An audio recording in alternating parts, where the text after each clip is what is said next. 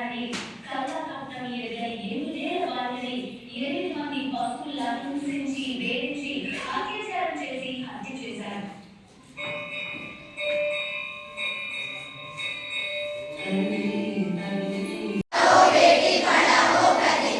బాలికలు సమాజానికి మణిహారం,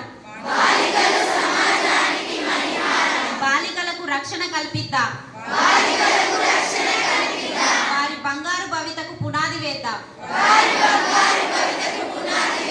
స్వేచ్ఛాయుతమైన వాతావరణం మరియు పోషకాహారం అందించి వారి అభివృద్ధికి తోడ్పడదాం. బాలికలను బ్రతికిద్దాం, చదివిద్దాం.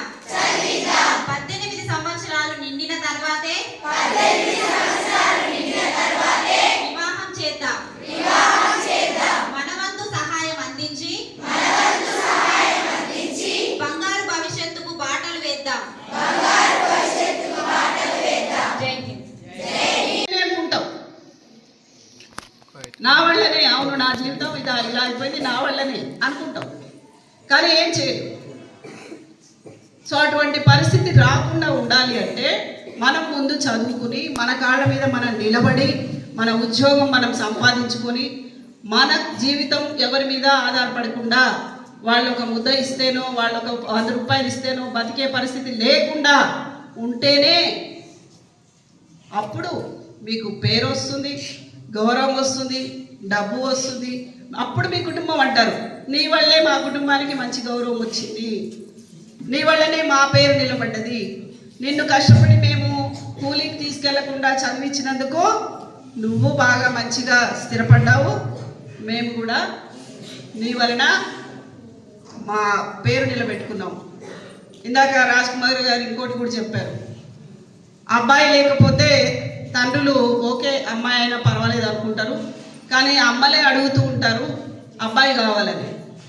అది నిజమే, కానీ అమ్మాయిలు వద్దు అబ్బాయి కావాలి అని ఆ అమ్మాయి ఎందుకు అనుకుంటుంది? ఎందుకు అంటే మన సమాజంలో అబ్బాయి లేకపోతే ఆమె కూడా విలువ ఉండదని అనుకుంటుంది. అబ్బాయి లేడేం లేడు, ఆడపిల్లల అమ్మాయి కదా తల్లి కదా అని అనుకుంటారు. అది ఒక అవమానంగా భావిస్తారు, అందుకని అబ్బాయి కావాలనుకుంటారు.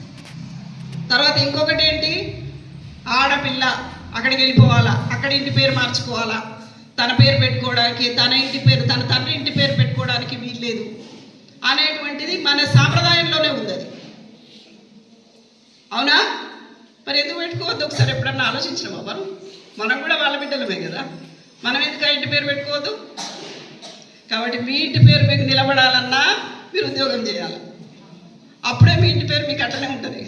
మీరు మార్చుకుంటే తప్ప, మీరు మార్చుకుంటే ఓకే నో ప్రాబ్లం, కానీ మార్చుకోకుండా ఎవరి కోసమో మన పేరు మార్చుకోవడం, ఎవరి కోసమో మన ఇంటి పేరు మార్చుకోవడం, ఎవరి కోసమో మన స్థానం మార్చుకోవడం, ఏంది ఇదంతా?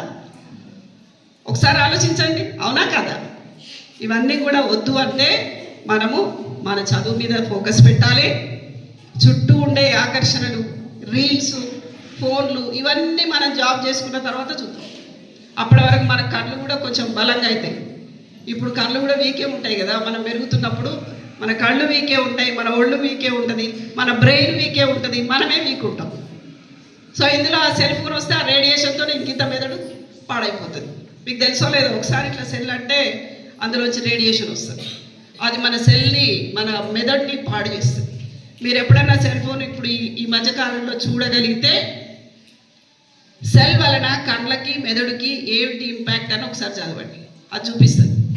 బోరడని వీడియోలు వస్తాయి, ఎవరెవరు నిజంగా పాడయ్యారు, ఎవరి బ్రెయిన్ పాడైపోయి పిచ్చోళ్ళలాగా అయ్యారు, ఎవరు సైకోలు అయ్యారు, ఎవరు సైట్ పోగొట్టుకున్నారు, ఇవన్నీ కనబడతాయి. కళ్ళు, సైట్ అంటే కళ్ళ దృష్టి. సో అది మనకి ఇప్పుడు అవసరం లేదు కదా.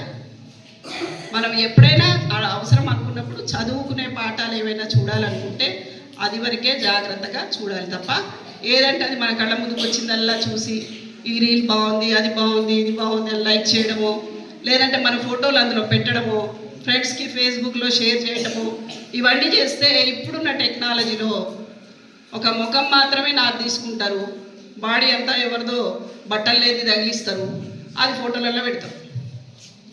పెట్టేసరికి అది చూసేటోళ్ళకి తెలియదు, నా ముఖం మాత్రమే తెలుసు వాళ్ళకి.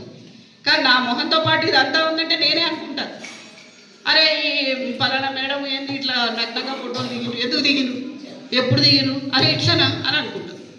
ఆ అనుకుంటారనే భయానికే బాధకే సగం మంది చచ్చిపోతుంది. ఇవన్నీ అవసరం లేదు కదా మనకి. కాబట్టి మీవి కానీ మీ ఇంట్లో వాళ్ళవి కానీ ఫోటోలు ఎక్కడా కూడా షేర్ చేయవద్దు, ఎవరికి పంపవద్దు, ఫేస్బుక్లో పెట్టవద్దు, అనవసరమైన లింకులు ఓపెన్ చేయవద్దు. మనం భద్రంగా ఉండాలి, మన భవిష్యత్తు భద్రంగా ఉంచుకోవాలి, మన కాళ్ళ మీద మనం నిలబడాలి. ఆర్థికంగా ఆరోగ్యంగా మనం ఉంటే తద్వారా మన సొసైటీ కూడా ఆరోగ్యంగా ఉంటుంది. అది బాగా గుర్తుపెట్టుకోండి. అవునా?